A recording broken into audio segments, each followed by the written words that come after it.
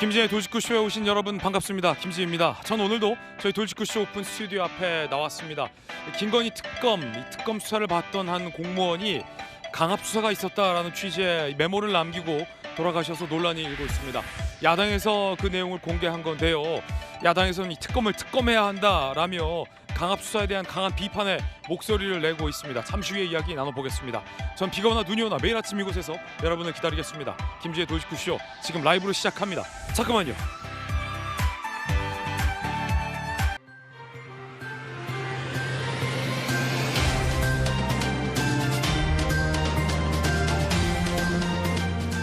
신문 읽어주는 남자입니다. 특검의 수사를 받던 공무원이 메모를 남기고 숨지었습니다.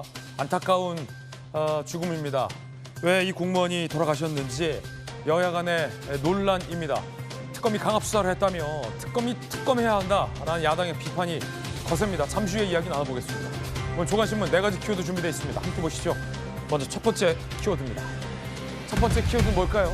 재점화. 한국일보가 오늘 일면에 쓴 기사인데요. 어떤 기사인지 함께 보시죠. 에이펙 보름 앞 미국과 중국의 무역 전쟁이 재점화됐습니다. 특히나 반도체 등의 필수 재료인 히토류를 중국이 수출 규제하기로 발표하면서 이른바 뒤통수를 맞았다. 미국의 반응들은 이렇습니다. 그러자 트럼프 대통령이 기존 관세 플러스 100%의 관세를 더하겠다라고 밝혔습니다. 이 여차하면 에이펙에서 두 정상이 안 만날 수도 있다, 이런 얘기도 나오고 있습니다. 고래 싸움에 새우 등 안 터지게 조심해야겠습니다. 이어서 다음 키워드입니다. 두 번째 키워드는 이겁니다. 고강도 서울경제 일면 기사입니다. 한강벨트 과천 분당 규제 지역 지정이 유력하다. 부동산 각종 규제 대책을 냈지만 집값이 안 잡히고 오히려 더 집값이 뛰자 정부가 또 추가 규제책을 발표하겠다라는 내용인데, 시장에서는 아무리 규제를 해도 잡히라는 집값은 안 잡히고 전세시만 마르고 있다, 이런 비판이 나오고 있습니다. 결국은 공급이 관건인데 마땅한 공급 없이 이렇게 규제만 한다면 실수요자들에게 피해는 돌아갑니다. 이어서 다음 키워드입니다. 세 번째 키워드는 핵벙커, 서울신문 일면 기사입니다. 서울시 첫 민간인 핵벙커 만든다. 송파구 옛 성동구치소 부지 지하에 주민이 대피할 수 있는 핵벙커를 만들겠다라는 계획이 발표됐습니다. 지도의 저 지역입니다. 송파구 창의혁신 공공주택 예상 조감도인데 그 지하에 저렇게 대피시설을 설계하겠다라는 계획입니다. 이어서 다음 키워드입니다. 네 번째 키워드는 외부인, 동아일보 12면 기사입니다. 외부인 출입으로 안전 위협, 단지 내 공공보행로 폐쇄 논란, 끊이지 않는 아파트 공공 개방 분쟁을 동아일보가 쓰고 있습니다. 웬만하면 열어놓고 서로 매너를 지키면 이런 논란 없을 텐데. 지금까지 신문 읽어준 남자였습니다.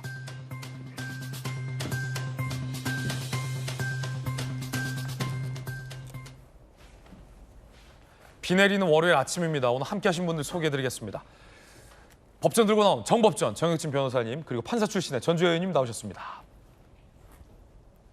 민주당 법률위 부위원장을 맡고 있는 조기현 변호사님, 그리고 민주당의 청년 최고위원 박성민 전 최고 나오셨습니다. 어서 오세요. 반갑습니다. 특검의 수사를 받던 한 공무원이 메모를 남긴 채 돌아가셨습니다.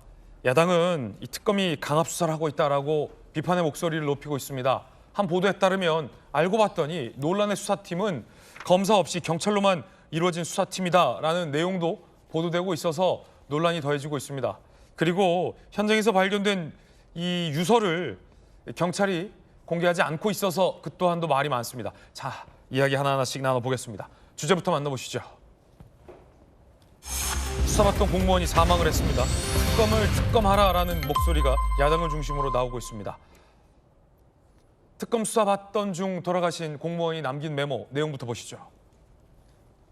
야당이 공개한 내용입니다. 자, 양평군청의 공무원 A씨, 김건희 여사 일가와 연루돼 있다는 의혹으로 특검의 수사를 받았고요. 메모 내용은 이렇습니다. 모른다고 기억 안 난다고 말을 해도 계속 다그친다. 사실을 말해도 거짓이라고 한다. 이 대목이 이 특검의 이 강요, 강압 수사 논란으로 번지고 있는 내용입니다. 강압에 전혀 기억도 없는 진술을 하였다라는 내용도 들어가 있습니다. 그리고요. 12시를 넘었는데도 계속 수사를 한다. 치욕을 당하느니 직장 생활도 삶도 귀찮다. 자괴감이 든다라는 메모를 남기고 공무원이 숨진 겁니다. 특히나 특정인을 지목하라라는 이 특검 수사관들의 강요도 있었다라는 내용도 알려지면서 더욱더 논란이 일고 있습니다. 특검이 정해놓은 대로 공무원에게 강압적으로 진술을 강요한 거 아니냐라는 논란이 핵심인데요. 자, 일단은 고인의 명복을 기원하겠습니다. 고인의 변호인의 이야기도 좀 저희들이 준비를 했는데 한번 들어보시죠. 그 메모 자체가 그 불법 수사, 강압 수사, 뭐 심야 수사 다 들어가 있잖아요. 오죽했으면 죽고 싶다 그런 말씀을 하셨겠습니까? 김성규 군수가 시켜서 개발 부담금을 면제해 준 것 그런 취지로 문답이 작성이 돼 있고 이분은 거기에 대해서 항의도 못 하고 그냥 서명 날인을 한 것 같아요. 그것이 모멸감 이런 것들을 갖게 하는 것이고. 자, 돌아가신 공무원은 누군지도 언론에서 취재가 됐습니다. 함께 보시죠. 자, 현재 양평군 면장 사무관급 공무원 50대군요. 2016년 양평군 직가관리팀장, 당시 개발부담금 관련 업무 담당 수사를 받다가 돌아가셨습니다. 15시간 마라톤 조사도 뒷말이 나오고 있는데요. 함께 보시죠. 오전 10시 10분부터 새벽 넘게 조사가 이루어졌다. 변호인은 조사 이후 불안정한 심리를 호소했다라는 얘기도 나오고 있습니다. 공무원이 이 특검의 이 진술 강요와 같은 내용을 메모에 남기고 안타까운 선택을 하자 야당이 강하게 목소리를 높이고 있습니다. 장동혁 대표 얘기 들어보시죠. 저는 오늘 기자회견에서 여러 말을 하는 것보다 고인이 남긴 진술서를 읽는 것으로 제 회견을 대신하고자 합니다. 12시가 넘었는데도 계속 수사를 하면 12시가 넘었는데도 계속 수사를 하면서 집에 가고 싶은 생각밖에 없다. 나름대로 주민을 위해서 공무원 생활 열심히 하였는데 다 귀찮고 자괴감이 든다. 세상이 싫다. 사람도 싫다. 수모와 멸시 진짜 싫다. 뭐 하고 왔는지 아무 생각도 없고 잠도 안 온다. 저는 이 고인의 진술서 한 장이 무너져 내리는 대한민국을 막고 더 이상의 희생을 막고 특검의 무도한 망나니 칼춤을 막는 거룩한 희생이 되기를 마지막으로 바라겠습니다. 자, 판사 출신의 전주혜 의원님 어떻게 보십니까? 이 뭐 아무리 수사가 중요하지만 수사를 받다가 여러 가지 뭐 강요나 강압 수사 의혹을 남기고 안타까운 이 목숨을 등진 피해가 나온 건데 이런 일이 있어서 안 되죠. 해병대 특검 같은 경우는 해병대원 한 사람의 안타까운 죽음의 원인을 규명하기 위해 특검까지 벌이고 있는 건데 김건희 특검, 그 특검의 수사를 받다가 한 공무원이 안타깝게 돌아가신 상황인데 자, 어떻게 보십니까? 네, 우선 저도 그 고인의 명복을 빕니다. 장동혁 대표가 이야기한 것처럼 이것은 특검의 망나니 칼춤에 무고한 공무원이 희생한 그런 사건이라고 할 수 있습니다. 지금 이 진술서 이것이 지금 언론에 많이 오늘 보도가 됐죠. 그것을 보면 회유와 강압이라는 이러한 이야기가 나와요. 그러면은 이 말이 사실이 아니겠습니까?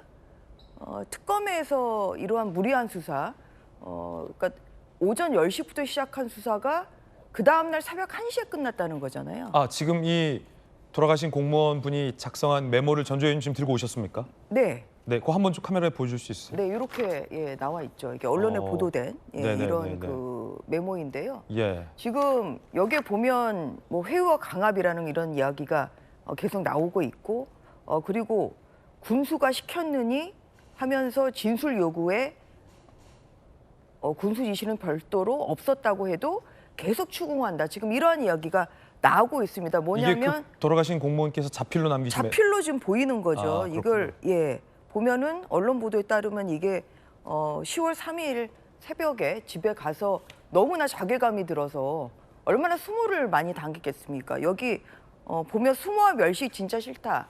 살고 싶지 않다. 이 세상을 등지고 싶다. 이러한 이야기가 지금 써 있거든요. 그러면 이 특검 수사 받은 뒤에 돌아가셨고 그 뒤에 이런 메모를 남겼다면 당연히 특검에서의 강압과 그리고 회유, 수사가 있었다는 뭐 강력한 증거 아니겠습니까? 그래서 이런 상황에서 지금 특검이 아니라고 이야기할 건 아니고요. 네네. 이 부분에 대한 저는 철저한 진상 규명이 필요하다고 생각합니다. 물론 특검이 어떤 그런 진상을 밝히는 이러한 수사를 하고 있습니다만 그로 인한 무고한 희생자가 나오면 안 되는 거죠. 그리고 이재명 정부에서는 특히나 이 특검이 어떤 진실을 밝히는 역할뿐만 아니라 또한 인권 수호에 앞장서는 그런 역할을 해야 되는 것이 저는 이재명 정부가 이야기하는 특검의 역할이라고 생각합니다. 그럼에도 불구하고 이렇게 그 2015년, 16년에 이루어진 사건을 가지고 그리고 이 사건이 지금 작년 2023년에 무혐의 처분을 받은 사건이라고 하는 거예요. 그런데 이 사건을 다시 관에서 시체 꺼내듯이 다시 꺼내서 그리고 그 당시에 김성교 양평 군수가 어떤 특혜를 줬냐고 하는 그런 답변을 얻기 위해서 그 당시 팀장이었던 이 고인을 새벽까지 야간 조사를 하면서 회유와 강압을 함에도 불구하고 원하는 대답이 안 나오니까 그분이 그 겪는 그런 수모와 또한 그 모멸감이 얼마나 컸겠습니까? 그래서 이러한 부분에 대해서 특검이 진지한 반성과 더불어서 잘못을 저는 시인을 했으면 좋겠고요. 빨리 철저한 진상 규명이 저는 필요하다고 생각합니다. 다시 한번 고인의 명복을 빌고 철저한 진상 규명과 함께 여기에 대한 강력한 책임을 요구하는 바입니다. 네, 전 의원님 꼭 한번 그 고인께서 남기신 메모 제가 한번 볼 수 있을까요? 네. 네. 지금 보면 이 특검에 처음 조사받는 날이라고 시작이 되네요. 너무 힘들고 지치다. 이 세상을 등지고 싶다. 모른다고 기억 안 난다고 사실대로 말을 해도 계속 다그친다. 사실을 말해도 거짓이라고 한다. 전날 잠도 못 자고 먹은 것도 없고 넘어가지도 않는다. 계속되는 회유와 강압에 지치고 힘들다. 강압적 수사관의 강압에 전혀 기억도 없는 진술을 하였다. 오전부터 그런 일이 없다고 했는데 군수가 시켰느니 등 지치고 힘들다. 정말 힘들다라는 말을 굉장히 많이 쓰여 있습니다. 세상이 싫다, 사람도 싫다, 수모와 멸시 싫다, 다 귀찮고 자괴감이 든다. 자, 조기현 변호사님, 어떻게 보십니까? 뭐 있어서는 안 될 일이고요. 고인의 명복을 빌고 또 추석 연휴를 앞두고 이 충격적 소식을 접한 또 유가족들의 심경을 참 헤아리기는 힘들죠. 근데 뭐 수사받는 참고인 또 피의자가 느끼는 압박감은 있습니다. 더군다나 특검이 밝힌 바와 같이 관련된 사실관계에 대해서 고인 외에 다른 참고인 또 공무원들의 진술을 통해서 확인된 사실관계를 재차 확인하는 내용의 질문과 문답이었던 것 같습니다. 그러면 그 과정에서 느꼈던 압박감 분명히 있었을 거고요.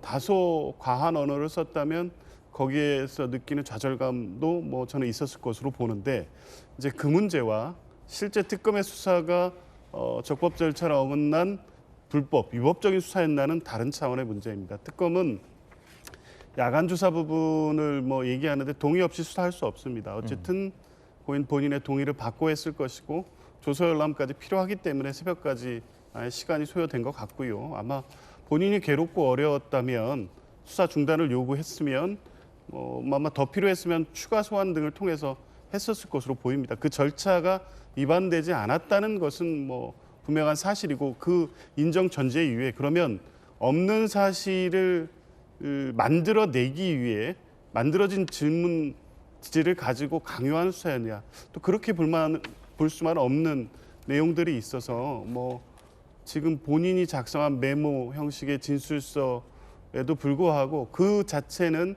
고인의 당시의 심경으로 그대로 인정한다고 하더라도 그렇다고 해서 특검의 수사가 잘못돼 있고 그날 작성된 조서의 내용이 네. 허위의 자백과 기억에 없는 내용의 진술을 받아낸 것이다. 이렇게 지금 단정해서는 안 된다고 봅니다. 예. 고인은 돌아가셨습니다. 어떠한 경우에도 수사기관이 수사 대상자를 사망에 이르게 하면 안 됩니다. 자, 이 내용이 사실이라면 이 특검이 기억이 나지도 않는 말을 쓰라고 강요했고 특정인을 지목해서 굉장한 이 압박을 했다라는 내용이 지금 담겨져 있는데, 자, 특검의 입장은 뭘까요? 특검은 반박합니다. 이렇게. 조사는 강압적이지 않았고 회유할 이유도 없다. 새로운 진술을 얻을 필요 없었던 조사다. 유포된 서면은 A씨 사망 장소에서 발견된 실제 유서는 아니다. 라고 반박을 했습니다. 근데 이 특검 입장이 지금 논란인데, 정혁준 변호사님, 지금 특검의 입장을 보면 사망한 장소에서 발견된 유서가 아니다. 보도에 따르면 사망한 장소에 다른 별도의 유서가 있다라고 전해지는데 그 유서를 경찰이 공개하고 있지 않아서 논란입니다. 그리고 이 메모는 변호사의 주장에 따르면 고인이 직접 특검 조사 받고 나서 작성했고 변호사에게 직접 전달했고 야당을 통해서 지금 공개가 된 건데, 특검의 입장을 보면 다시 한번 특검의 입장을 좀 보여줄까요? 마지막 대목이 좀 논란인데, 유포된 서면은 사망 장소에서 발견된 실제 유서 아니다. 이 말이 글쎄 어떻게 보십니까? 당연히 사망 장소에서 이 메모는 안 나오죠. 고인이 변호사에게 넘겼으니까요. 근데 이 특검 입장만 보면 그 내용을 잘 모르는 사람들이 볼 때는 마치 뭐 가짜 유서 내지 조작된 유서인 듯한 인상을 주는 듯한 특검의 반박이다라는 야당의 지금 비판도 있는데, 어떻게 보십니까? 이게 이 망자와 유족 앞에서 할 말이냐? 야당은 이렇게 비판하고 있는 건데요. 글쎄요, 한마디로 제가 봤을 때는요, 특검이 검사보다 더하다. 지금 뭐 우리나라에서 검사 거의 뭐 악마화되어 있지 않습니까? 그래서 검찰청 없어졌어요. 이제 시간만 남았을 뿐이에요. 하지만 검찰도 저렇게까지 이야기 안 했습니다.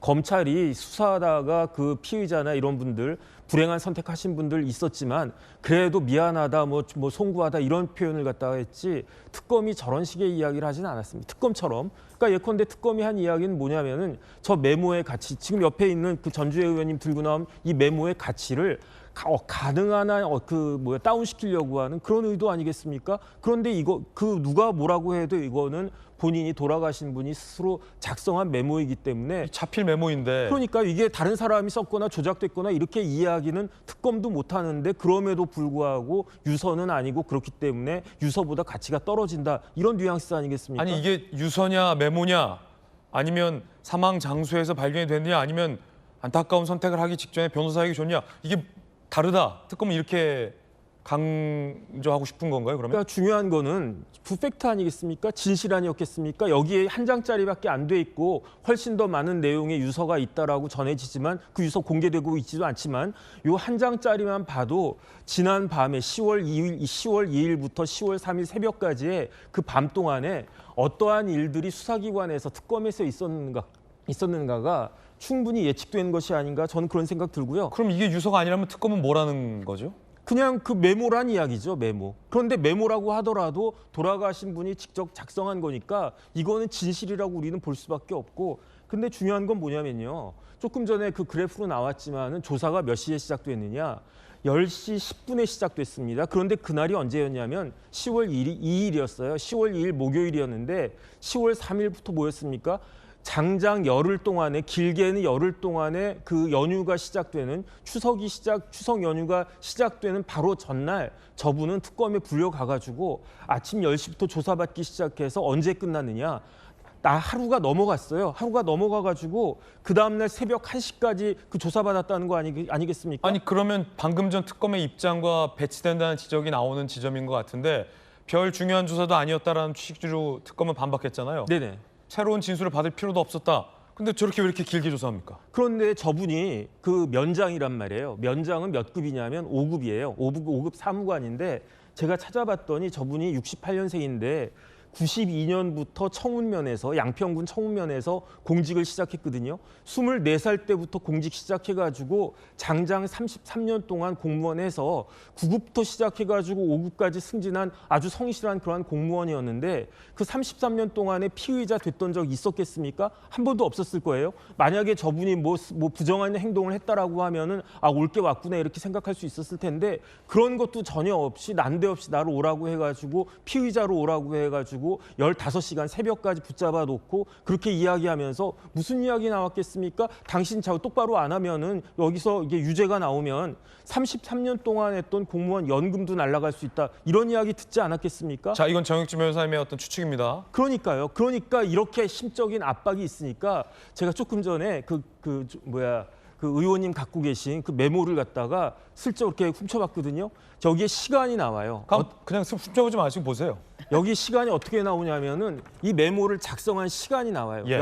몇 시에 시작을 했느냐? 15시 5분에 시작했다고 나와 있더라고요. 몇 시에 끝나냐? 맨 마지막에 나와 있는 게 15시 20분에 끝났다고 나와 있어요. 15분 동안에 이거 한 장 쓰는데 15분 걸린 거예요. 썼다 지웠다 아마 이랬을 겁니다. 그런데 15시라고 하면 언제겠습니까? 이게 보니까 1시에 나왔어요. 그 특검 사무실 어디 있습니까? 광화문에 있어요. 이분 자택 어디 있겠습니까? 양평에 있을 거 아니에요. 그럼 집에 가면 한 3시쯤 갔을 거예요. 집에 가가지고 잠잔 척하면서 전전반칙하다가 그래 눈 비비고 일어나가지고 10월 3일 연휴가 시작되는 날인데 3시부터 이걸 갖다 쓴 거예요. 그 마음이 이해가 되지가 않습니까? 그 마음을 특검이 모르겠습니까? 저 같은 사람도 이해가 되는데 직접 대면해가지고 이렇게 조사했던 그런 특검들이 오히려 이런 것들을 갖다 더 감수하려고 하는 게 이게 말이 되는가?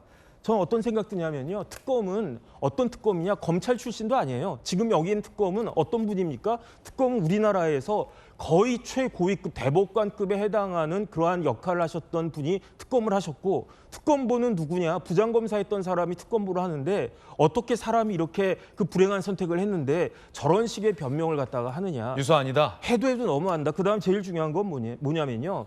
이거 메모 딱 한 장짜리잖아요. 유서는 20장이니 몇 장이니 이런 이야기 나오고 있습니다. 이 메모보다도 훨씬 더 긴 이야기가 저 돌아가신 분이 하고 싶었던 이야기가 거기에 담겨져 있을 텐데 그걸 왜 유족한테 주지 않습니까? 그것도 이상한 거 아니겠습니까? 특검이 좀 제대로 일을 했으면 좋겠다는 생각이 듭니다. 자, 그러자 야당이 그렇게 자신 있으면 특검은 이 CCTV를 공개하라, 유서도 공개하라라고 나섰습니다. 들어보시죠. 민중기 특검은 섣부르게 해명하면서 배웅하는 CCTV를 봤다라고 했습니다. CCTV가 있다는 얘기입니다. 진술을 압박하고 강요할 때 같은 질문을 반복하는 것입니다. CCTV가 공개되면 조서를 받지 않고 조서를 치지 않은 상태에서 얼마나 장시간 그 공무원을 괴롭히고 같은 질문을 반복하고 답을 정해놓고 진술을 강요했는지 충분히 알 수가 있습니다. 그래서 CCTV 공개가 필요하고요. 15시간이라는 장시간 조사를 했는데 조서 몇 페이지 받았습니까? 분량부터 공개하십시오. 분량과 내용을 공개하면 역시 마찬가지로 진술을 강요하느라고 장시간 공무원만 압박하고 사실상 조서의 내용은 별 내용이 없을 것이라고 확신합니다. 또 하나의 논란은 부검을 강행하려 해서 논란입니다. 변호인은 유족에서 부검 반대 의사를 냈다. 그런데 경찰은 1%의 의문점도 남기지 않을 것이다. 수사 과정에서 필요하다고 판단했기 때문에 유족 반대에도 되돌릴 수 없다라면 오늘 시신 부검을 강행한다라는 것이어서 논란이 일고 있습니다. 자, 그러자 야당에서 강하게 비판하고 있어요. 들어보시죠. 유족들이 완강히 반대하고 강압적 수사와 압박에 의한 자살임이 분명함에도 불구하고 부검을 강제하겠다고 합니다. 부관참시 아닙니까? 이게 말이 됩니까? 고인에 대한 강제 부검 즉시 중단할 것을 촉구합니다. 박성민 최고, 이 유족들이 이 부검에 반대하고 있는데 경찰에서는 부검을 강행한다, 되돌릴 수 없다 이런 표현도 아까 화면에 나왔는데 어떻게 보십니까? 사실 저는 이거는 이제 유가족들의 의사가 가장 중요한 부분이 아닌가라고 생각을 하는데요. 네네. 뭐 이제 수사 과정 가운데에서 어떤 이 죽음에 대한 한 톨의 의문도 남기지 않겠다라는 판단 하에 진행이 된다면 그것을 사실 유가족들의 의사와 상관없이 진행할 수 있는 부분인지에 대해서는 좀 법적으로 따져봐야 될 것 같습니다. 법적으로 좀 따져봐야 된다. 네, 뭐 예. 제가 이제 법조인이 아니다 보니까 이것이 법적으로 하자가 없는 결정인지에 대해서까지 말씀을 드릴 수는 없을 것 같은데요. 다만 이제 안타까운 죽음이 있었고 여기에 대해서 유가족들이 부검에 반대한다라고 하는데 사실 어떤 뭐 사인 규명이나 아니면 여러 가지 이제 뭐 이 죽음에 대한 의심이나 의구심이나 아니면 여러 가지 잔여물을 남기지 않겠다 그런 취지에서 진행을 한다라는 것은 알겠으나 사실 유가족들 입장에서는 마음이 편치 않을 결정인 것 같고 저는 그 부분이 가장 중요하다라고 생각하고 있습니다. 그렇군요. 판사님이 또 계셔서 판사 출신이 그 유가족이 반대하는데 부검을 강행하겠다. 법적인 논란은 없는 겁니까? 그 경찰이 하고 싶다고 해서 하는 건 아니고요. 그것도 법원에 허가가 있어야 됩니다. 그래서 이러한 그 부검을 받을 때 부검에 필요한 영장을 법원에서 발부를 받는 거죠. 그래서 오늘 아마 부검을 하겠다는 뭐 언론 보도가 나오는 걸 보면 아마 뭐 법원의 판단이 있었기 때문에 하겠다는 거 아닌가 네네. 싶습니다. 제가 판사 시절에 사실 이러한 사건이 굉장히 영장 판사로서는 고민이 되는 지점이죠. 왜냐하면 그 유족들의 의사를 굉장히 중요시하거든요. 아, 그렇군요. 부검을 할지 말지를 결정을 할 때. 네네. 그런데 지금 유족들은 반대를 하겠다고 좀 하고 있는 상황이라 좀 그런 상황에서 지금 뭐 법원에 어떤 영장에 대한 그 부검에 대한 판단이 뭐 있었던 거 아닌가 하는 그런 조심스러운 추측은 좀 나오고 있는데요. 한 가지 좀 궁금한 게 있는데 이 경찰은 의문을 남지 않게 부검을 하겠다고 하는데 지금 세간에 제기된 의문은 고인이 그러니까 어떻게 뭐냐면 돌아가셨나가 그- 아니라 수사 과정에서 강압이 있었냐 없었느냐가 사실 의문인데 그거를 그러니까 부검을 한다고 해서 부검을 그걸 한다고 해서 밝힐 수는 없는 거죠. 강압 수사 여부가 드러나지는 않는 건데 그렇죠. 그럼 경찰은 왜 무슨 의문을 풀려고 그러니까 부검을 한다고 보세요? 사람을 그러니까 2번 죽이는 셈이다. 사실 저는 그 표현이 맞다고 생각합니다. 뭐냐면 부검을 한다고 한들 왜냐하면 법원에서 이걸 이제 부검의 필요성이 있다고 하는 것은 사인이 분명하지 않다. 그러니까 집에서 갑자기 돌아가시는 경우도 있거든요. 그 연로하신 분들은 뭐 이런 경우에는 사인이 분명하지 않기 때문에 그래서 부검을 해요. 그런데 이것은 지금 유서가 있다는 것이고 그리고 무슨 타살의 의혹이 전혀 없는 거잖아요. 네네. 근데 이런 상황에서 저는 왜 부검을 강행하는지 사실 그 부분에 대해서 저는 좀 회의적이라는 생각이 듭니다. 그리고 부검을 한다고 해도 강압과 회유가 있었는지를 밝힐 수가 없는 거죠. 네네. 그런데 경찰이 무슨 의미에서 1%의 이러한 의문점을 남기지 않기 위해서 한다는 게 이게 오히려 그 2번 사람을 죽이는 그런 셈이나 마찬가지고 제가 이 고인이 작성한 그 진술서를 보면 이런 게 있어요. 이 부분인데요. 이 부분을 이렇게 보면 이 진술서를 작성한 다음에 10월 4일, 그러니까 10월 3일에 작성을 했거든요. 그리고 나서도 본인이 이게 이러한 그 감정 조절이 안 되는 거예요. 자괴심도 많이 들고. 이러니까 이제 보면 제가 이렇게 아니요, 그냥 가만히 계시면 돼요. 예. 보면은 이제 이쪽 부분에 있는데요. 10월 4일이 그 다음 날이죠. 10월 4일 이제 00시, 08시, 그러니까 아침 8시 변호사 통화, 강요 강압의 진술 상담 이렇게 이 부분에 적혀 있습니다. 그러니까 뭐냐면 이분이 하루가 지났는데도 이게 분이 안 풀리는 거죠. 자괴감이 안 풀리는 거죠. 그래서 10월 4일이면 아침 8시면 굉장히 빠른 시간이잖아요. 잠을 못 주무시지 않았을까 싶습니다. 이 진술을 작성을 하고 잠도 이제 못 자고 이러니까 아침 8시에 그 박경호 변호사와 아마 이 부분에 대한 이 강압 또한 그 강요에 대한 이런 그 상담을 한 거 아닌가. 이걸 이제 꼼꼼한 성격이신 것 같아요. 네네. 이것까지 다 진술서에 지금 기재가 돼 있고 그래서 이 변호인의 이야기로는 이 진술서의 내용에 대해서 상담을 마친 것이다. 이렇게 이야기를 하고 있고요. 그리고 저는 특검이 거짓말하는 거는 뻔하지 않습니까? 아까 민중기 특검이 사실 확인을 하기 위한 것이라 회유나 강압이 있을 수가 없다 얘기하는데 그럴 거면 뭐하러 이렇게 장시간 조사를 하죠? 아침 10시부터 그 다음 날 새벽 1시까지면 그러니까 무려 13시간 조사를 한 건데 13시간 조사를 할 필요가 13시간이 아니죠. 15시간 조사를 한 건데 그렇게 간단한 걸 확인차 조사하기 위해서는 그렇게 장시간이 필요 없는 거죠. 이 15시간의 시간이라는 이 상징적 의미를 보더라도 이것은 간단한 사실 확인의 조사가 아니다. 네네. 무언가가 있었다. 그렇게 생각이 됩니다. 그래서 국민의힘에서 주장하는 것처럼 떳떳하다면 CCTV도 공개를 하고 또한 그 유서도 공개하는 것이 맞다고 생각합니다. 자, 유가족 동의 없는 이 부검, 여러분 어떻게 생각하십니까? 예전에 민주당의 박주민 의원이 유족의 동의 없이 이 고 백남기 씨의 부검을 집행해서는 안 된다. 이건 인권 침해다라는 취지의 반대 성명을 낸 바도 있었는데요. 자, 과연 이 유가족의 동의 없는 부검 강행, 여러분 어떻게 생각하십니까? 자, 게다가 이 유서도 공개해주지 않고 있어서 뒷말이 많습니다. 경찰이 유족에게 유서를 공개하지 않고 있어요. 그러자 야당, 남긴 유서가 20장 가까이 되는데 유족에게 보여주지 않고 있다. 그러자 경찰은 필적 감정 후 원하면 그때 유서를 돌려주겠다라고 얘기하고 있습니다. 자, 지금 그 메시지들이 특검에서는 고인이 남긴 메모는 유서가 아니다. 그리고 경찰에서는 실제 유서는 필적을 감정하겠다.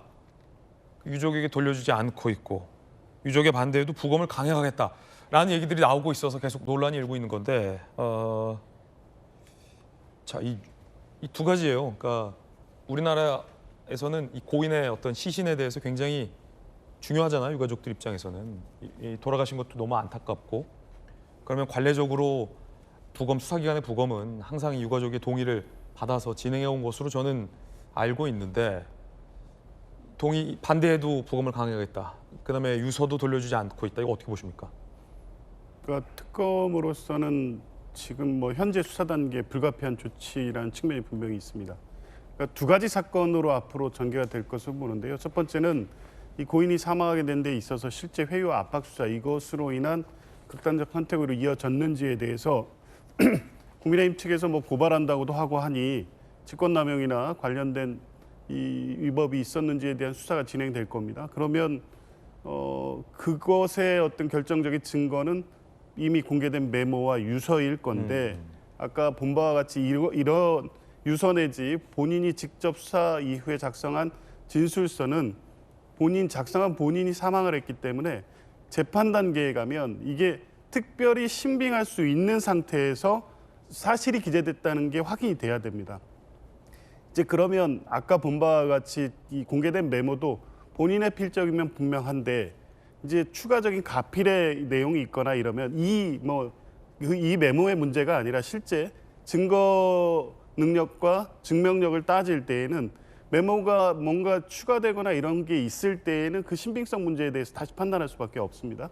근데 이제 그것과 별개로 유서가 존재하고 그 유서가 이 한 페이지짜리 메모가 아닌 20쪽 가량의 어떤 이 유서라고 하면 이 상호 비교해서 필적과 뭐 추가된 내용들이 있는지 한날 한시에 작성된 건지 아니면 다른 요인이 관여된 건지 확인할 필요가 있는 겁니다. 이 사건에서 회유 강압에 대한 불법 수사 문제도 하나 있고 나중에 양평 공흥지구 관련된 주범들에 대한 재판 과정에서 그 관련 진술이 이 진술서나 유서에 의해서 증명력이 그러니까 다른 어떤 증거들이 신빙성이 없어질 수 있다는 판단이 있기 때문에 지금 이 절차에서는 특검이 불가피하게 유서라든가 특히 유서 문제는 철저한 검증이 필요한 거고요. 부검 같은 경우에는 뭐 전주혜 의원님 말씀하셨지만 뭐 사인을 확인하기 위한 거고 뭐 아마 부검을 실시한다는 것은 영장을 발부받았을 겁니다. 확인할 필요가 있다는 법원의 판단이 있었던 것으로 봐야 될 것 같고요. 워낙 여러 가지 민감한 시기에 정치적 문제 제기까지 나와 있는 상태이기 때문에 특검은 이걸 책임을 회피하기 위해서가 아니라 향후 진행되고 있는 양평 공흥지구 특혜 의혹 사건의 관리 또 본인들이 지금 그 제기받고 있는 강압 수사에 대한 의혹 두 가지에 대해서 한 점 의혹도 없이 해명하기 위해서 불가피한 절차다. 뭐 다만 이 과정에서 유족들이 더한 고통을 당하지 않도록 하는 네네. 거에는 세심한 주의를 기울일 필요는 있다는 말씀을 드리고 싶습니다. 저도 경찰 출입 기자를 해봤지만 이 유가족들이 원하는데 고인이 남긴 유서를 이렇게 보여주지도 않는 것, 유서를 주지 않는 것은 좀 이례적인 상황이다라는 지적이 법조계에서 나오고 있는데 야당에서는 정익준 변호사님, 그 진실을 감추기 위해 특검이 유가족에게 시신도 돌려주지 않고 CCTV도 공개하지 않고 유서조차 주지 않는 것 아니냐. 그러면서 필적 감정이나 부검 등으로 이른바 논란을 잠재우기 위해서 시간을 끄는 건 아니냐라고 야당에서 의심하고 있는데요. 어떻게 보십니까?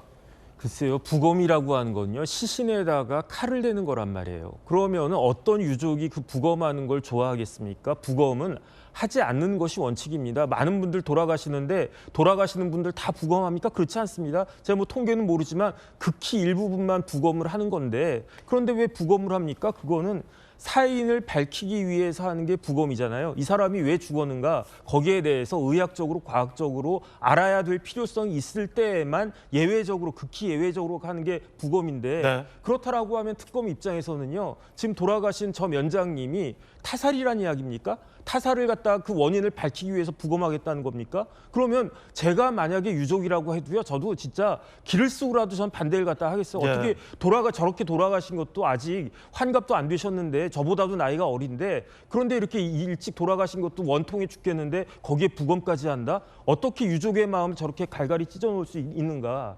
유서는 누구 보라고 저 면장님이 쓰셨겠습니까? 1차적으로는 그 유족들 보라고 쓴 거 아니겠습니까? 예컨대 뭐 동생이 있거나 뭐 누가 있거나 그러면 누구야 봐라, 내가 이러이러하게 하는데 앞으로 이렇게 그런 이야기가 담겨져 있는 게 유서잖아요. 그거를 왜 특검이 가지고 있습니까? 이게 제가 보니까 특검이 압수했다고 되어 있더라고요. 압수물로 되어 있더라고요.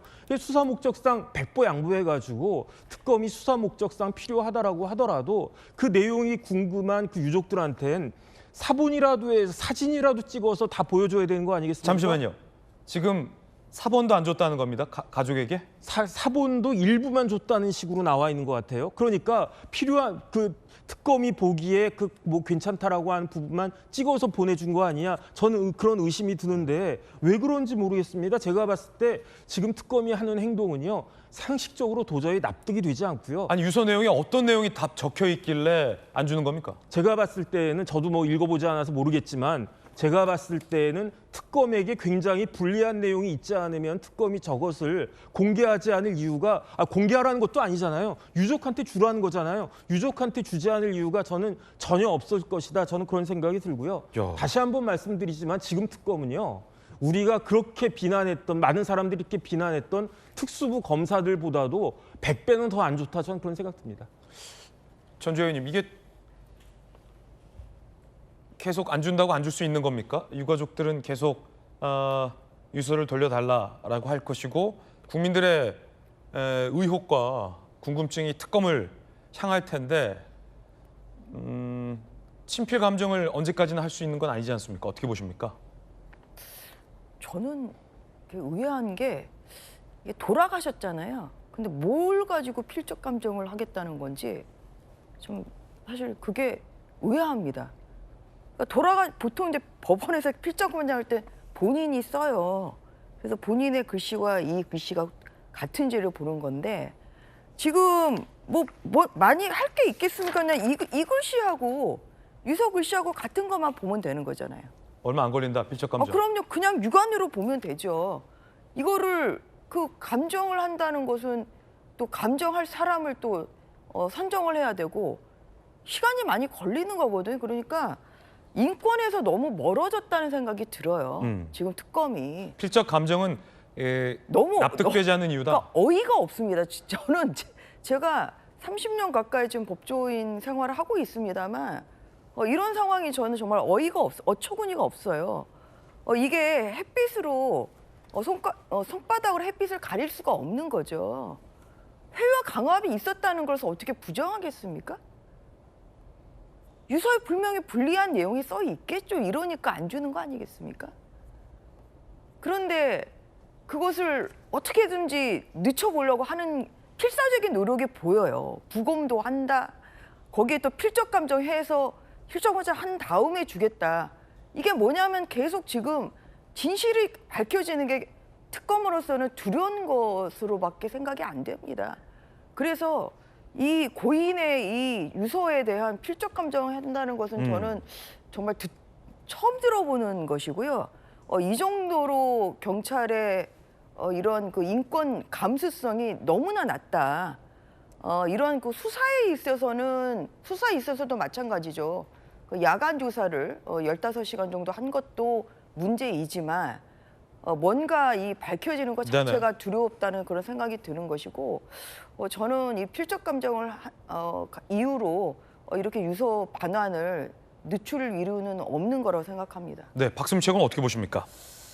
일단 이제 유서 같은 경우에는 지금 이제 필적 감정을 한다라고 하고 있기 때문에 사실 뭐 이게 말씀해주신 대로 그 절차가 이제 보통은 이제 살아 있는 분이 직접 이렇게 쓴다라고는 하더라도 어쨌든 고인이 이제 살아 생전에 쓰셨던 뭐 여러 가지 문서라든지 자필의 메모가 있다라고 한다면 그건 역시 또 감정할 수 있는 거 아니겠습니까?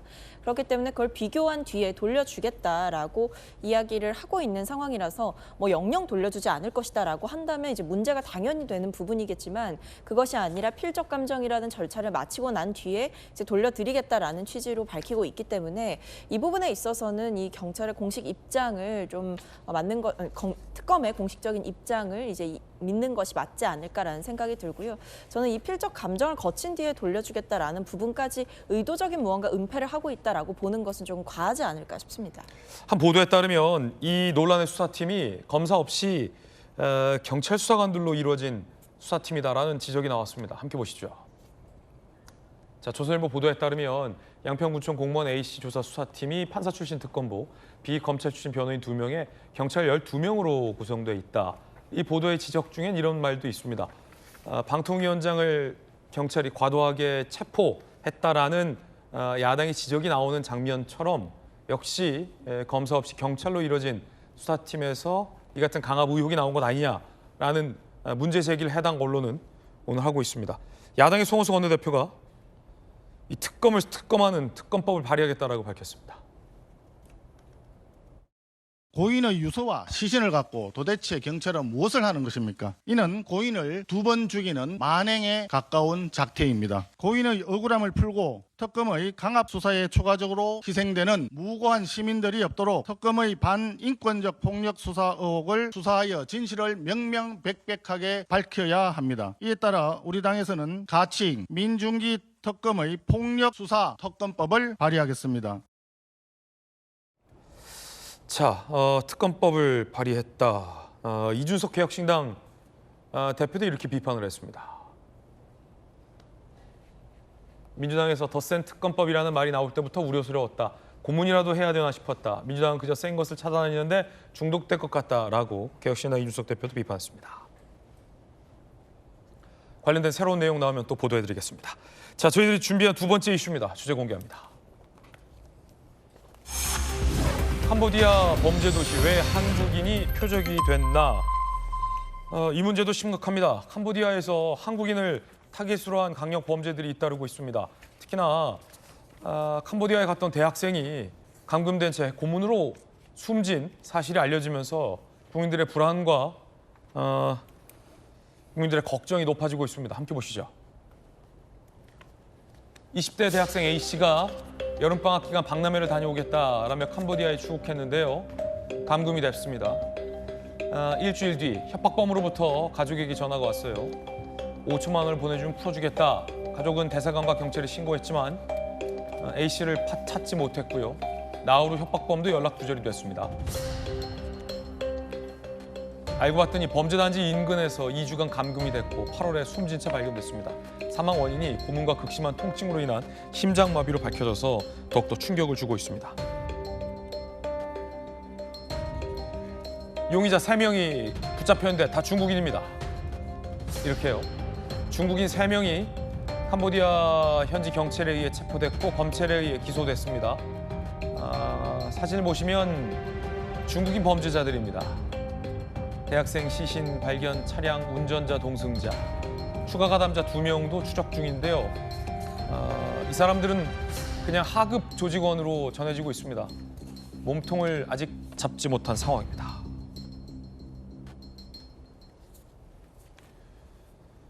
한국인이 이 외에도 납치됐다가 탈출한 사례도 있고 그 사람들이 얘기를 들어보면 옆방에 감금된 한국인들이 있었다.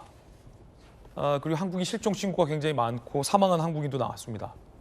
그러면 더 이상 정부가 방치해야 할 문제는 아닌 것 같습니다. 자, 범죄 프로파일러 배상훈 반장님 모셨습니다. 반장님, 이 한국인 피해가 많아요? 예, 상당히 많습니다. 작년 올해 수백 명 수준으로 올라가 있고 벌써 2, 3년 사이에 200명, 300명 수준 올라가 있는 상태인데 주요 타깃이 되고 있는 것 같습니다. 한국인이 주요 타깃은 분명하고 지금 붙잡힌 그 용의자들을 보면 셋 다 중국인이에요? 예. 중국 범죄 조직입니까? 예. 그러니까 이제 이게 하청으로 돼 있습니다. 그러니까 주요 조직원은 이미 빠져나갔고 이제 핵심적인 2명은 빠져나갔고 보통 이제 구타를 하는 조직은 베트남 쪽을 많이 쓰고요. 저건 아마 던져졌을 가능성이 높습니다. 말하자면 일종의 우리가 보통 바지 사장 같은 형태처럼 이제 그 처벌받게 하는 형태로 던져졌을 가능성. 보통 운전을 하거나 같이 이제 뭔가 하는 이런 하청 조직원일 가능성이 높습니다. 예. 이렇게 이제 다단계로 돼 있죠. 그렇기 때문에 저들을 사실은 수사해봤자 실제로는 윗선으로 올라가기 어려운 부분이 있는 거죠. 그렇군요. 아니 코리아 데스크라고 해서 한국인의 베테랑 경찰 수사관들이 현지에 가서 우리 국민들의 피해를 막기 위해서 직접 수사도 하는 코리안 데스크 제도가 있는데 캄보디아에서 한국인들이 이렇게 많은 피해를 당하는 동안 코리아 데스크가 파견도 안 됐어요? 캄보디아에는? 지금 3분이 계신다고 합니다. 주재관 1분하고 협력관 2분인데 이전에 비해서 많이 줄었다고 하고요.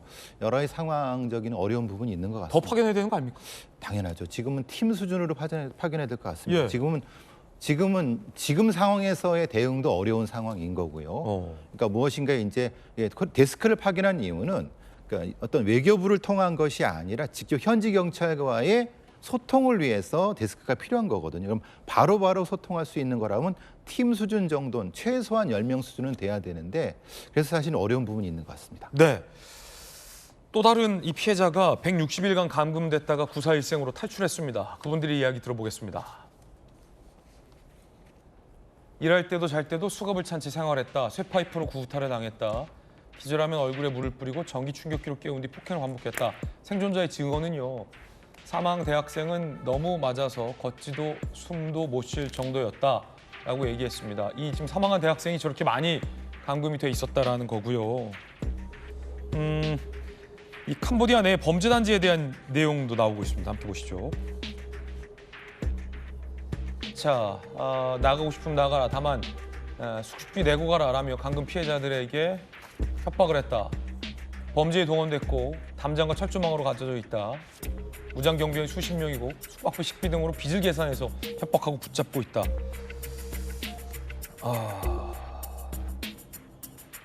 이런 얘기도 다 지금 나오고 있는데 아까 그 감금됐고 숨진 이 대학생이 당한 얘기를 보면 쇠파이프와 전기 충격기, 수갑 이거 고문 아닙니까 이 정도면?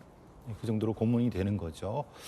그러니까 일종의 그 범죄 단지에서 강제로 일을 시키는 건데 네네. 강제로 일을 안 하겠다고 하거나 덜 할 경우에는 전형적인 고문을 통해서 말을 듣게 하고 저 상태에서 안 되면은 그 다음 단계로 넘어가게 됩니다. 그 다음 단계라고 하는 건 아예 저들을 팔아넘기는 상태가 되는 거죠. 그러니까 저 피해자는 그 중간 단계 정도에서 피해를 한 것 같고요.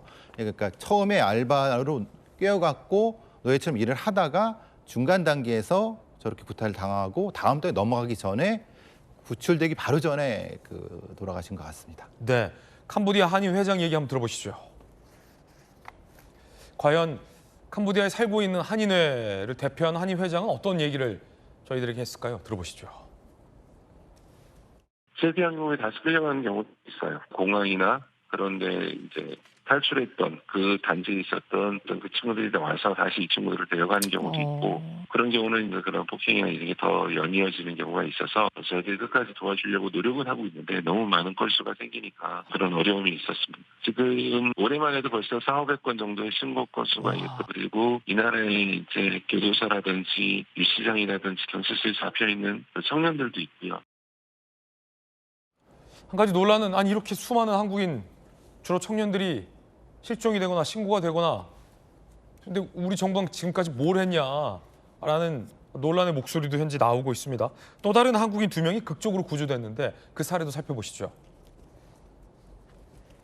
피해자 BA, 캄보디아 조직에 감금됐고요. 역시나 한국인 대학생처럼 말이죠. 텔레그램을 통해서 구조 요청됐지만 신고 사실이 발각돼서 탈출 무산됐고 구타 등을 당했대요. 재차 구조 요청을 했고 현지 경찰이 급습해서 160일 만에 구조가 됐다고 하는데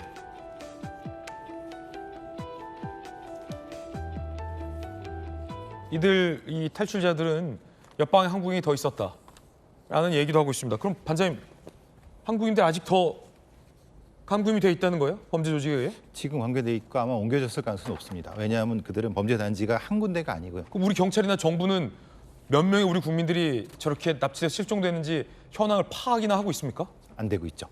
아니, 캄보디아에 53개의 범죄 단지가 있는데 그건 알려진 거고 거의 한 2~3배 정도 있을 거라고 생각하고 지금 알려진 곳이 노출되면 다른 곳으로 이동시키는 형태가 되거든요. 지금은 아마 빠져들었을 가능성이 제일 높고요. 저 상태에서 문제가 되는 것은 이들이 이제 이 캄보디아에 있는 경찰이라든가 네네. 관련된 사람들과 연결이 돼 있어서 만약에 신고를 하게 돼도 제대로 된 어떤 탈출하기가 쉽지 않은 겁니다. 그리고 이제 우리나라 외교부의 참 문제가 그거죠. 자기가 신고한 어떤 영상을 보내라 이런 식으로 돼 있다고 합니다. 지금 그래서 거기에 대한 문제가 되는 건 어떻게 보내겠습니까? 핸드폰도 없는 상태에서. 그러니까 그 상태에서 신고를 한다 한들 캄보디아 쪽의 경찰도 매수된 사람들이 많기 때문에 사실은 탈출하다가 잡히는 경우가 그런 경우들입니다. 그러니까 지금 2~3명이 잡힌 경우도 대부분 그런 경우입니다. 자, 이렇게 보시면 CCTV도 있고요. 철장이 쳐져 있고요. 아주 큰 범죄 단지에서 보란듯하게 범죄 조직이 우리 한국인 청년들을 등을 가둔 채 범죄에 활용하고 있는데 정부는 정확한 현황조차 파악하지 못했다. 이거 문제가 있어 보인다라는 지적이 야당 중심으로 나오고 있고요. 황당한 얘기도 나옵니다. 구조되려면 직접 신고하라. 이게 어떤 내용인지 함께 보시죠.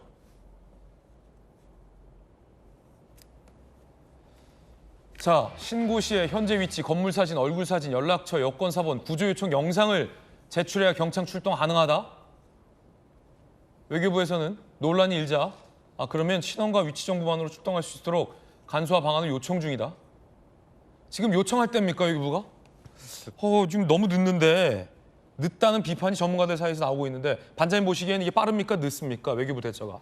전 말도 안 되는 대처죠. 말도 안 된다요? 왜냐하면 지금 요청을 해서 안 되니까 지금 문제가 되는 거잖아요. 네네. 안 돼서 캄보디아 경찰들이 매수된 사람이 많기 때문에 그게 안 되기 때문에 근데 그들한테 또 요청을 하면은 또 다시 돌아오겠죠. 저 많은 걸 어떻게 주민등록 등본까지 떠내라고 하죠? 그러니까 그게 문제라는 거죠. 그게 아니라 빨리 경찰을 파견해서 우리가 현장에서 어느 정도까지 해주겠다라는 것을 그들의 현지 경찰과 협조, 사실은 협조라기보다는 약간의 압박을 통해서 그들을 움직이게 해야 되는 거죠. 네네. 그러니까 협조 공문만 보내서 저들이 움직인다면 진작에 듣겠죠.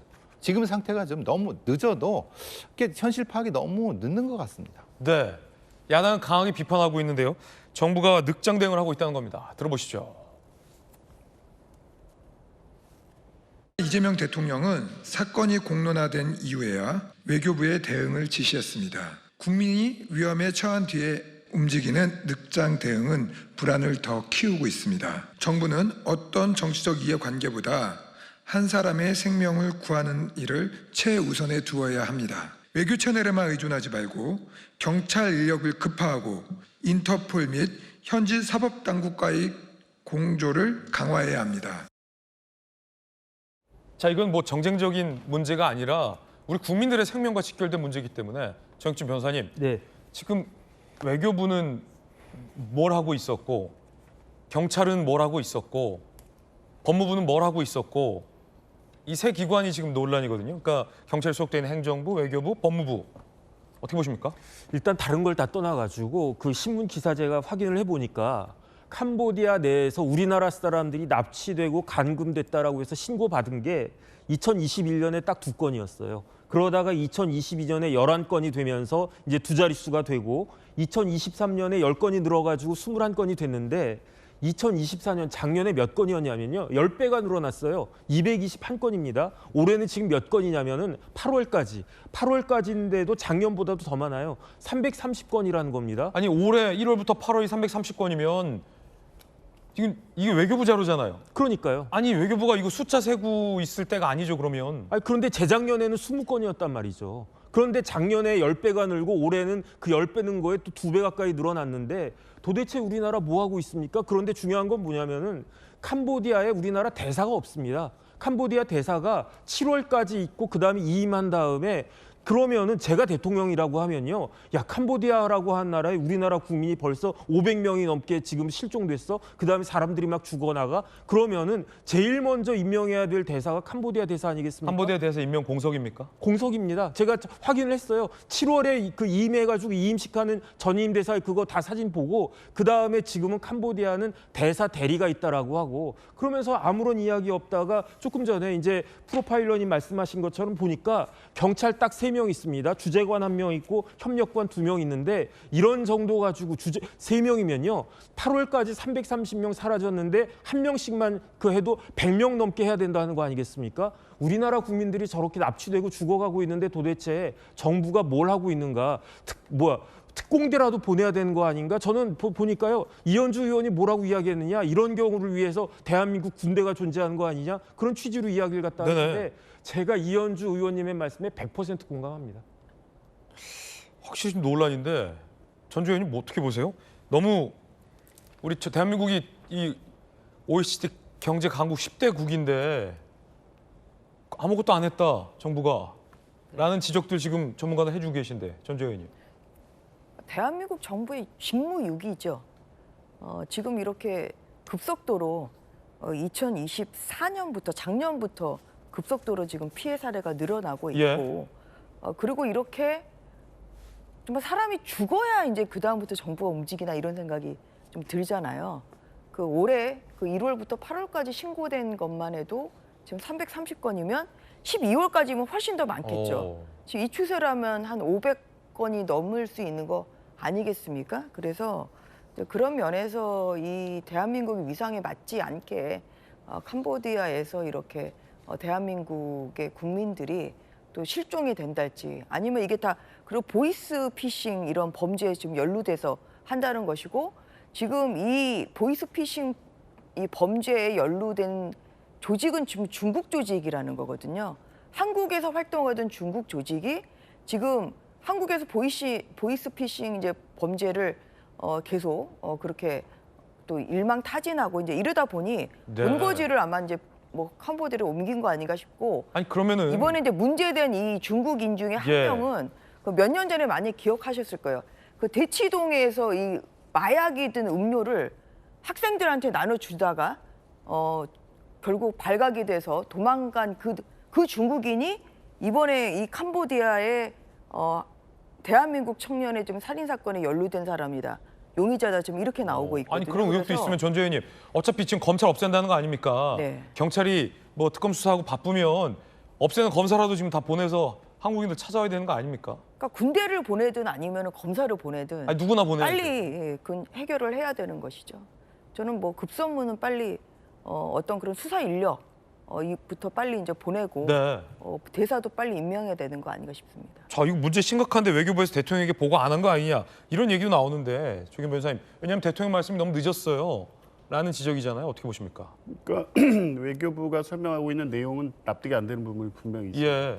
그러니까 이 범죄의 구조를 보면 그렇게 볼 수 있는 측면이 있죠. 왜냐하면 이게 무조건 납치 감금된 건수가 330건이긴 하지만 실제 중복 신고도 있었을 것이고 중복 신고도 있고 자발적으로 가담하는 사람들도 있고 실제 범죄임을 알면서도 거기에서 경제적 이득을 얻을 목적으로 가는 사람들도 있습니다. 그런데 외교부는 그런 원인 관계 자체를 차단하기 위한 노력을 해야지 결과적으로 그렇게 돼서 자발적 가담자가 있어서 경찰의 협조가 어려운 측면이 있습니다. 이건 우리 국민을 보호하는 외교부에서 나와서는 안 되는 입장이라고 봅니다. 그러니까 전체적인 대응에 그런 부분 때문에 납치 건수가 계속 늘 수밖에 없었던 거고요. 이거 외교부가 대통령한테 언제 보고했는지 좀 궁금하네요. 그러니까 이게 이제 그 사망 사고로 이어진 후에 이제 상황의 심각성이 보고된 것으로 보여지는데 이미 올 8월에 330건까지 늘었다고 하면 지금 실제 매달 건너가는 우리 젊은이들이 그 훨씬 몇 배의 상당수가 있다고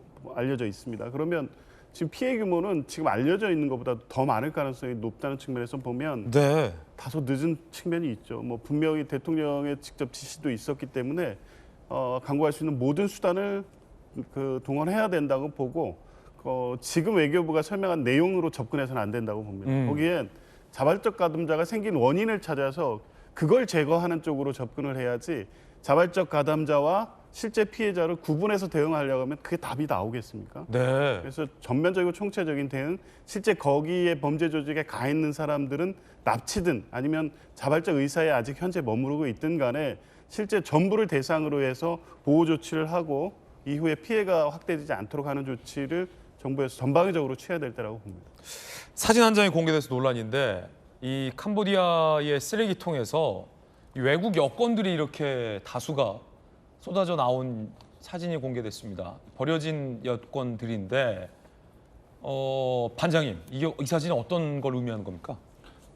저 조직에서 여러 국적을 가지고 있는 사람들을 납치하고 있다라고 하는 거고, 근데 그 주 타겟이 한국인이다. 납치해서 여권을 버렸다는 거예요? 그렇죠. 그러니까 다 써먹고 버렸다라는 의미를 하는 거고, 그러니까 저게 사실 팩트일까라고 보지만은 저 정도로 많다는 겁니다. 그러니까 저 한 거기서 나온 거 저 정도면은 제가 말씀드렸잖아요. 53개 범죄 단지가 있고 그 안에 또 하청 조직들이 수십 개가 있다고 하면 또 얼마나 그 규모가 크다.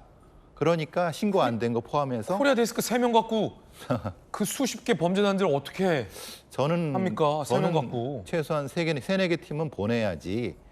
그게 그들의 사법권을 침해한 게 아니다. 왜냐하면 아니, 거기 당연하죠. 가서 저희 사법권이 어디 있어요? 지금 다 무너졌더만. 가서 그들의 경찰과 협조를 통해서 하면은 네. 어느 정도 되는데 왜 이렇게 속도가 늦는지 모르겠습니다. 저는. 일개 수사팀이 보통 한 몇 명입니까? 저런 데 파견되면 규모가. 보통 규모가 저기서는 좀 작게 하는데 6명 정도 되죠. 그럼 3개 수사팀을 보내야 된다는 건 한 30명 정도 30명 정도는 파견을 해야 된다. 해야 되죠. 그리고 그렇게 아마 국수본장이 생각하고 있는 것 같습니다. 우리 경찰에 이런 수사 잘하는 전문 형사들 많잖아요. 그렇죠. 국제범죄수사대부터 시작해서 인터폴 출신들 많기 때문에 실제로는 저는 왜 이렇게 늦는지 전 아직 도대체 이해가 안 돼요. 아직 안 갔어요? 그렇죠. 그러니까 협의를 23일 날 하겠다는데 지금 협의를 23일 날 하면은 언제 보내겠다는 거예요. 아니 지금 너무 늦는데요. 예. 23일에 협의한다고요? 지금 오늘 며칠이에요? 13일이 아니라 23일 협의를 한다고요? 예. 지금 오늘 13일인데요? 예, 그렇게 언론에 보도가 돼 갖고요. 바로 보내야 되는 거 아닙니까?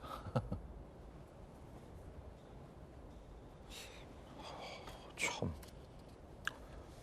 캄보디아가 오랜 독재로 피싱 범죄의 온상이 됐다는 지적도 나옵니다.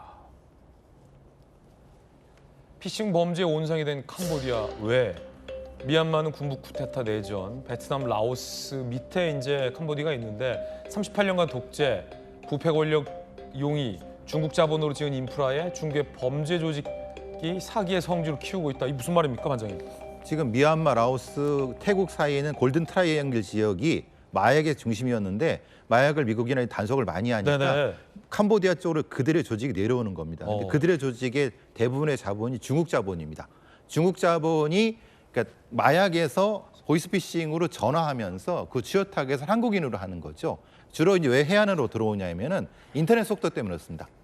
그러니까 이게 지금 보이스피싱이라는 게 인터넷 속도가 확보되고 있는 상태가 돼야 가는 거고, 그 다음에 이 중국 자본이 경제 특구를 통해서 이렇게 그게 범죄 단지가 된 겁니다. 네. 이게 3-4가지 조건이 완벽하게 맞아져 갖고, 그리고 이 캄보디아의 일종의 지역 군벌이 중국 자본과 연결해 갖고 일종의 특구를 만들어 갖고 이 상태가 지금 가장 핵심적인 부분이 한국인 대상이 가장 취약하다는 걸 알고 있기 때문에 저 상태입니다. 그러니까 이걸 저만 알고 있는 게 아니라 사실은 우리나라 정보 당국이나 그런 거 다 알고 있습니다. 근데 대응은 너무 늦다는 거예요. 자, 이 사안이 좀 심각해 보입니다. 대통령의 엄중 지시가 있었던 만큼 우리 정부가 조금 더 우리 국민들 마음을 알고 발빠르게 대처를 해야 한다는 우리 배상훈 반장님의 지적을 잘 정부도 새겨들어야 될 것 같습니다. 자, 다음 소식입니다. 오늘 이 법사위 국감이 예정돼 있습니다. 조희대 대법원장이 출석은 하되 관례적으로 인사말만 하고 이석을 하겠다라고 밝힌 상황이고요. 지규현 판사는 증인 출석하지 않겠다라고 불출석 서를 낸 상황입니다. 자, 그런데 추미애 법사위원장이 조희대 대법원장의 답변서를 여당에게만 공유하고 야당에게는 공유하지 않아서 논란이 일고 있습니다. 함께 보시죠.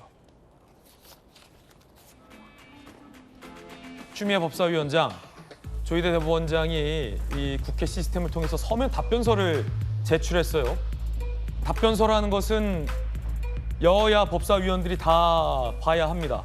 그래야 그 답변서를 갖고 질의를 할 수 있거나 추가적인 자료를 요청할 수 있기 때문이죠. 그런데 범여권, 이 말은 이 민주당과 조국혁신당 등 여당 소속 법사위원들에게만 이 내용을 공유했다는 겁니다. 그러면서 추미애 법사위원장이 대법원장 출석 위해 노력 중 서면 답변서가 유출되면 지금까지 노력 물거품 비공개 원칙 지켜달라라며 야당에게 주지 말라라고 해서 논란이 일고 있다라는 중앙일보 보도가 나왔습니다. 국민의힘은 답변서 못 본다라는 겁니다. 주진우 의원 등이 법원행정처에 자료 제출을 신청했는데 아니 추미애 위원장이 비공개에 요구한 자료라 야당에게 못 줍니다 라고 해서 논란이 일고 있습니다.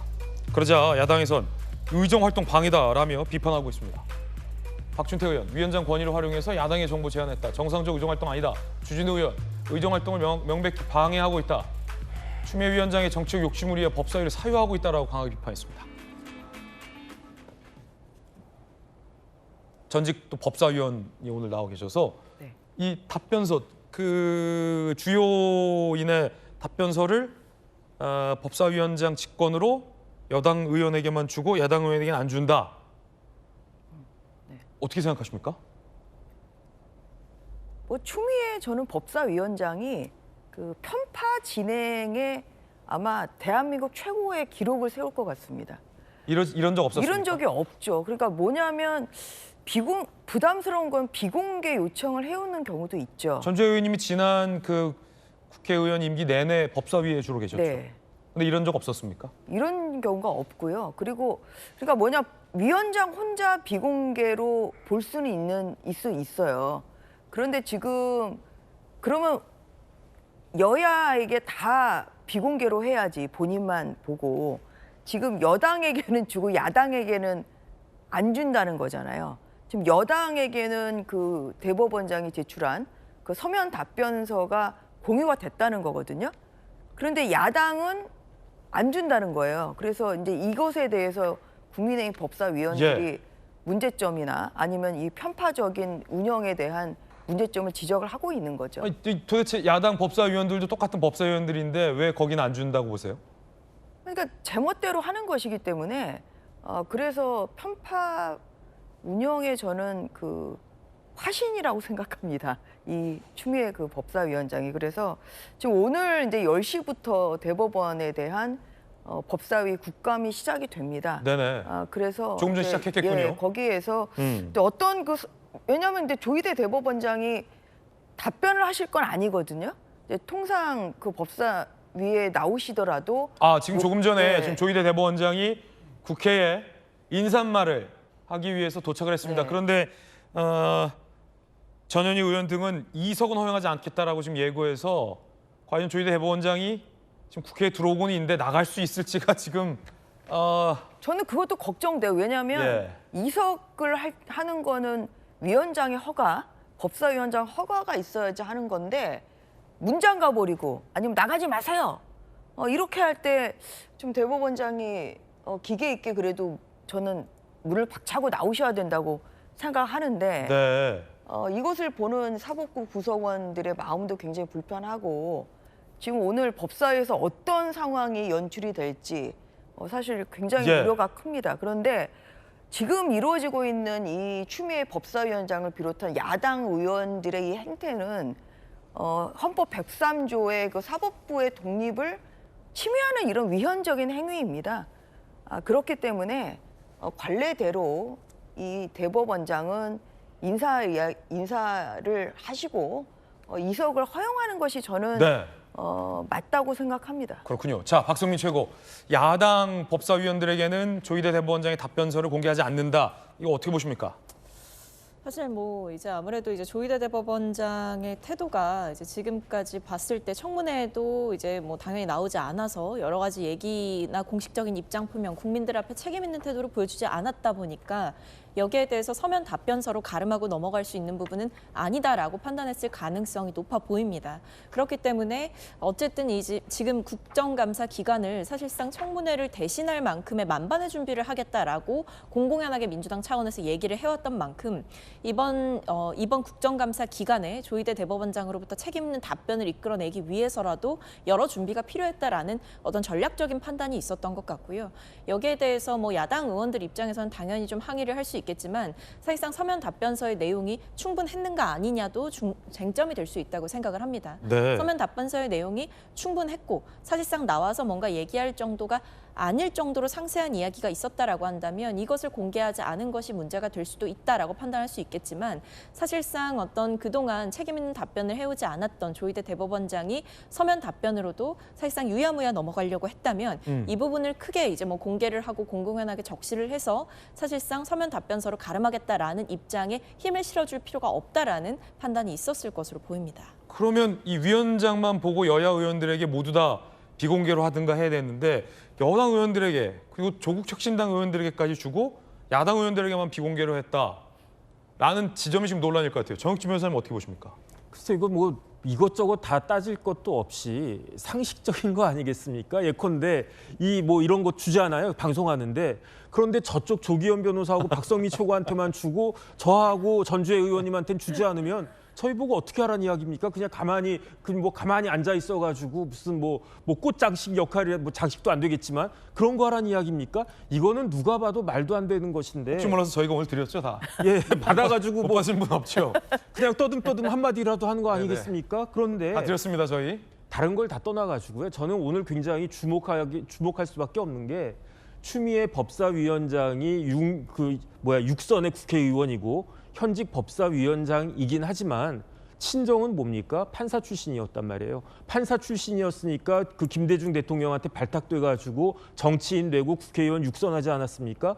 추미애 그 위원장이 법관 임용은요. 조희대 대법원장보다도 빨라요. 왜냐하면 조희대 대법원장이 연수원 기수는 한 기수가 빠르지만 그 법무관 갔다 오셨기 때문에. 그런데 그와 같은 판사 출신의 법사위원장이 대한민국 사법부에 대해서 어떤 모습을 보여주는지, 대한민국의 대법원장을 어떻게 예우하는지 많은 국민들이 이제 똑똑히 지켜보고 있다. 저는 그런 생각입니다. 네, 전현희 의원이 인사말을 하고 관행대로 나가겠다라는 대법원장의 입장에 대해서 이석은 허용하지 않겠다라고 밝혔습니다. 인사말 후 퇴장 방침 조금 전 들어온 모습 봤고요. 민주당은 증인 선서 받고 질의하겠다라고 밝혔습니다. 이석은 허용되지 않는다. 그러면 어떻게 허용하지 않겠다는 건지도 좀 궁금하고 증언대 거부 시 동행 명령장 발부 가능성 얘기도 나오고 있고요. 국회법에는 퇴장을 막을 수 있다는 규정은 없어서 어떻게 퇴장을 막겠다는 건지도 관심입니다. 조기현 변호사님, 그냥 궁금한 건데 어떻게 퇴장을 막겠다는 걸까요? 그러니까 전례 없는 상황이기 때문에 잠시 후 법사위에서 펼쳐질 장면이 전혀 예상할 수가 없습니다. 지금 저희 중계차 나가 있어요. 예, 그런데 혹시 상황이 발생하면 저희가 바로 현장 불러드리겠습니다. 그러니까 어쨌든 지금 이제 조희대 대법원장은 통상대로 관행처럼 인사말만 하고 이석하겠다는 입장이고 자리 뜨겠다는 대법원장. 그러니까 법사위원장은 이석을 허가해야 됩니다. 네네. 원래는. 그런데 지금 증인으로 채택이 돼 있습니다. 위원회 네. 의결로. 야당이 동의나 하지 않았더라도 법에 따라서 위원회가 일반 증인 채택을 해 놓은 상태입니다. 증인이 출석을 했습니다. 그러면 그리고 그 사안 자체가 통상적인 어떤 지금 사안이냐, 조희대 대법원장의 대선 개입 정치 관여의 문제, 그 의도를 가지고 사법행정을 왜곡했느냐, 이게 확인해야 될 지금 부분입니다. 조희대 대법원장이 들어와서 자리에 앉았습니다. 실시간입니다. 예. 그러니까 국회법 121조는 국무위원회 출석 의무를 쭉 정해놓고요. 대법원장, 감사원장, 헌법재판소장 등 헌법재판기관의 장들도 위원회 의결로 불러서 질문할 수 있도록 해놨습니다. 더군다나 증인으로 채택이 돼 있어 출석을 하셨다면 굳이 뭐 안에서 전례가 없다, 관행이 아니다라고 하실 게 아니라 선서하고 답변함으로써 민주당이 제기했던 지금까지 문제, 의혹, 국민들이 갖고 있는 의구심에 대해서 해소하는 것이 사법부의 독립을 오히려 지키는 길이다, 이렇게 말씀드립니다. 네. 자, 지금 조희대 대법원장이 법사위 국감장에 들어와서 착석을 한 상황입니다. 앞서 저희가 보도해드린 것처럼 민주당에서는 회장은 안 된다. 지금 서영교 의원 얘기도 좀 들리는데요. 방금 전에 장동혁 대표가 출석한 이 대법원장 비롯한 기관 증인들에게 좀 악수를 하고 좀 뭐 나가는 모습을 보이기도 합니다. 네. 자, 지금 서영교 의원의 목소리가 들리는데요. 자, 지금 여야 간에 뭔가 논쟁이 좀 발생한 것 같죠? 자, 판사 출신 전주 의원님. 그 추미애 위원장이나 뭐 아까 전현희 의원도 얘기했지만 이석하려는 조희대 대법원장을 막아설 수 있는 국회법이 없다라는 지적도 있는데 어떻게 보십니까? 화장실 다녀왔습니다. 규정은 좀 찾아봐야 되겠지만 하여튼 위원장의 동의를 얻어서 이석을 하는 것이 관행입니다. 네네. 근데 저는 제 기억이 정확한지는 모르겠습니다만 대법원장이 저 증인석에 앉아 있는 것도 저는 초유의 일이거든요. 제가 법사위에서 이제 근무했던 이 4년 동안 대법원장 자체가 기관 증인이 아니시기 때문에 딴 대기실에 있다가 국감할 때쯤 인사말을 하기 위해서 잠깐 법사위 회의장에 와서 인사말을 하고 바로 이석을 하는 이런 형태로 진행이 됐습니다. 그런데 보시는 것처럼 지금 가운데 자리에 지금 대법원장 앉아 계시잖아요. 예.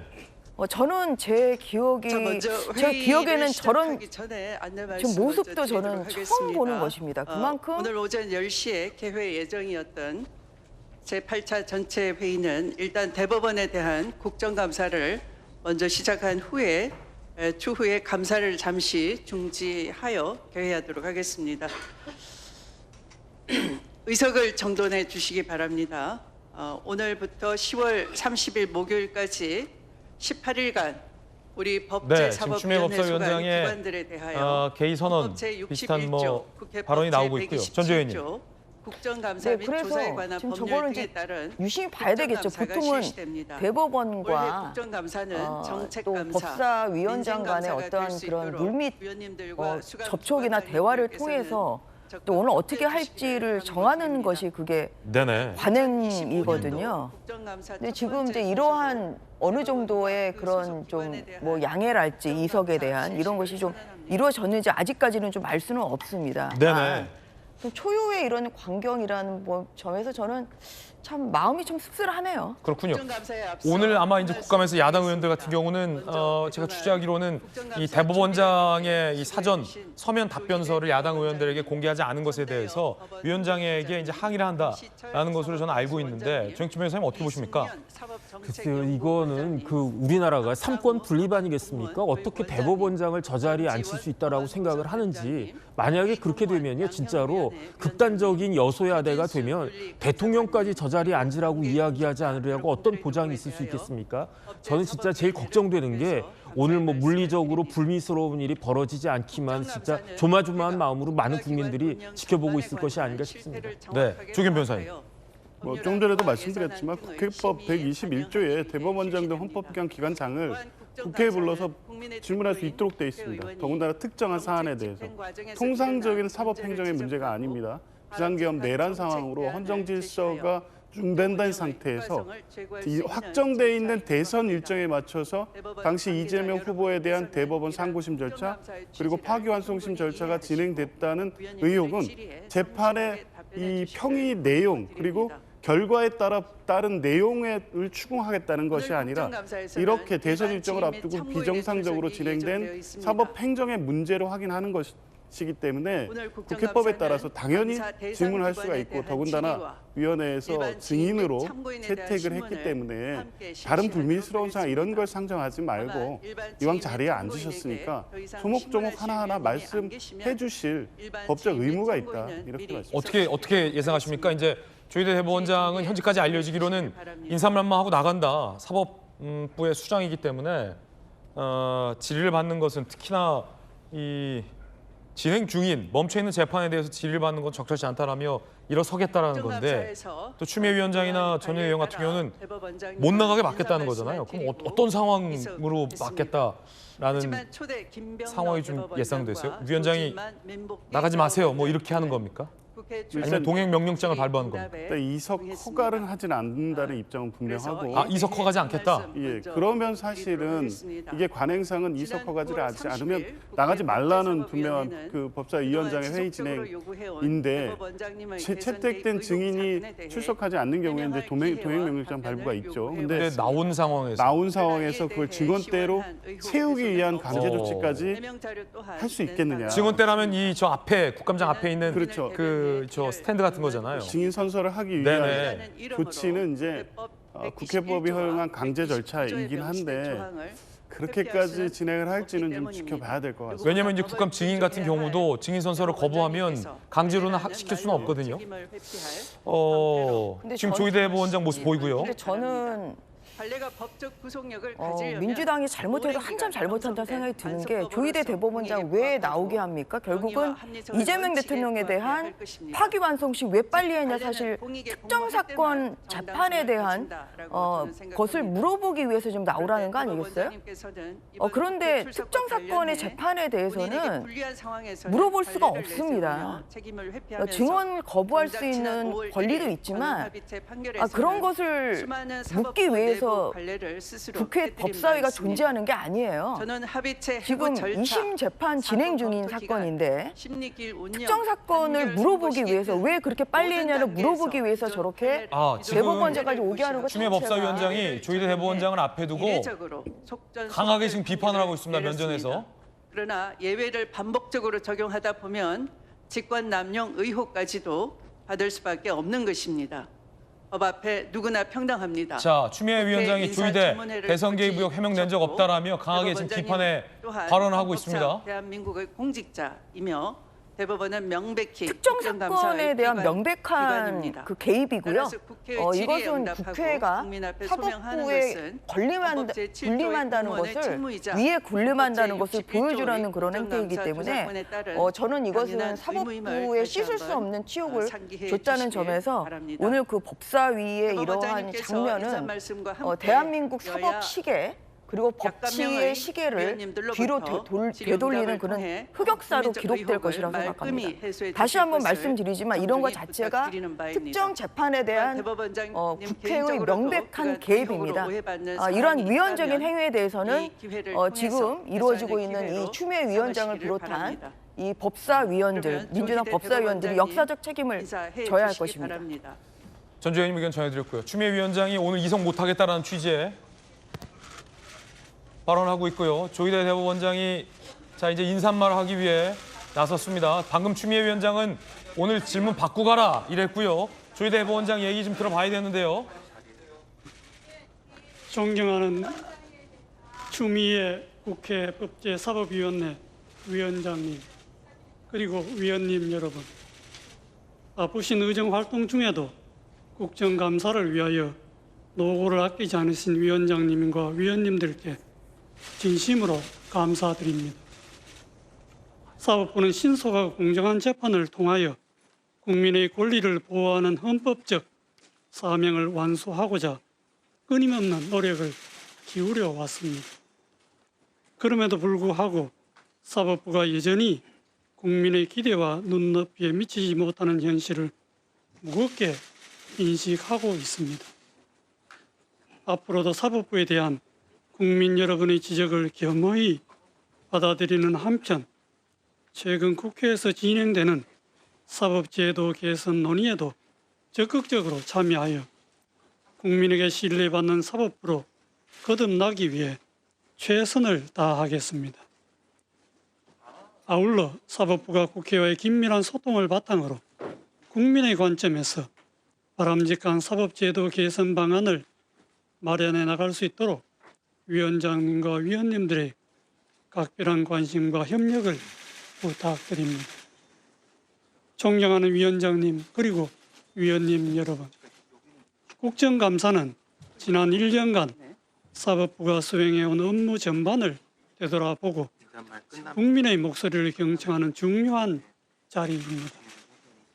국민의 대표이신 위원님들께서 주시는 지적과 질책을 보다 더 나은 사법부를 만들기 위한 소중한 밑거름으로 삼겠습니다.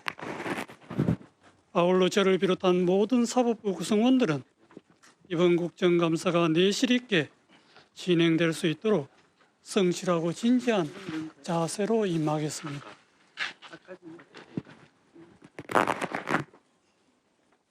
저는 대법원장으로 취임한 이래 오늘에 이르기까지 오직 헌법과 법률에 따라 직무를 수행해 왔으며 정의와 양심에서 벗어난 적이 없음을 분명히 말씀드립니다. 그럼에도 불구하고 사법부를 둘러싼 작금의 여러 상황에 대해서는 깊은 책임감과 함께 무겁고 안타까운 마음을 금할 수 없습니다. 앞으로 국회를 비롯한 각계각층의 다양한 의견에 귀 기울이며 국민에 대한 봉사와 책임을 더욱 충실히 다해 나가겠습니다. 그리고 이번 국정감사와 관련하여 추가로 말씀드리고자 합니다. 제가 오늘 이 자리 네, 저희들은 일단 60초 광고 보고 돌아오겠습니다.